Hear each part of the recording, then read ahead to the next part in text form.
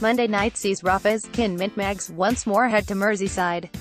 This time, it's to Goodison Park, the home of Everton FC.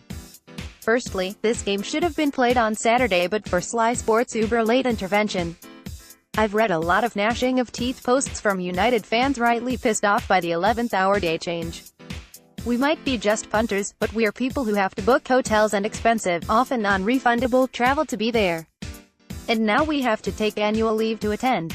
As it happens, the worst story I've heard via social media was from an expat Evertonian who'd spent a bundle on traveling with his burn. This included a long-haul flight and was meant to be a truly momentous family moment where they're all at their hallowed Goodison for the first time ever, together. Are the TV company bothered? Are they F***? Anyway, back to the match. Goodison Park has rarely been a happy hunting ground for those of a black. However, this particular journey fills me with a decent amount of hope. Summer 17 was a hard time for us. We sat by, watching Everton spending quality money on some excellent-looking signings.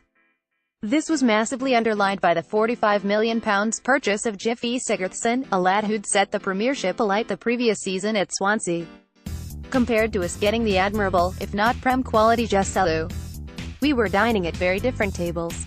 The Scouse Blues looked the real deal. It has to be said, there was one problem though.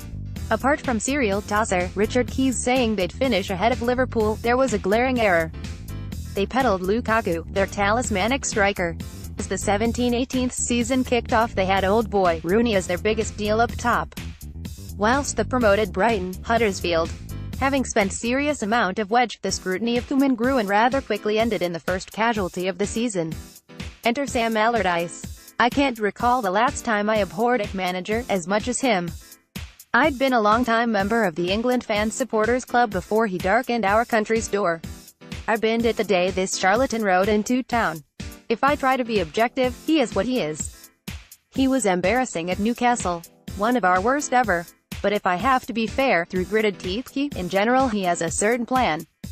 It's basically bossing inferior, and again, to be fair, this is doing my head in better opposition.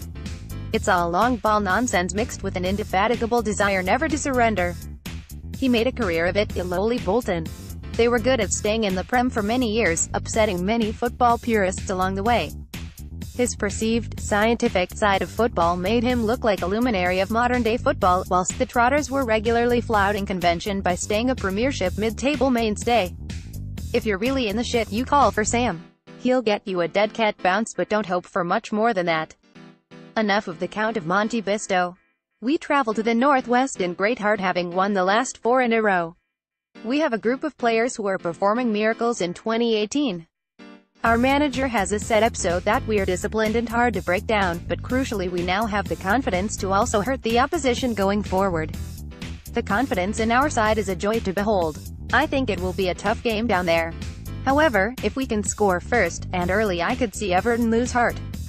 According to the survey they've asked the fans to fill out, they are less than happy and will undoubtedly turn on their manager should things not be going their way on Monday.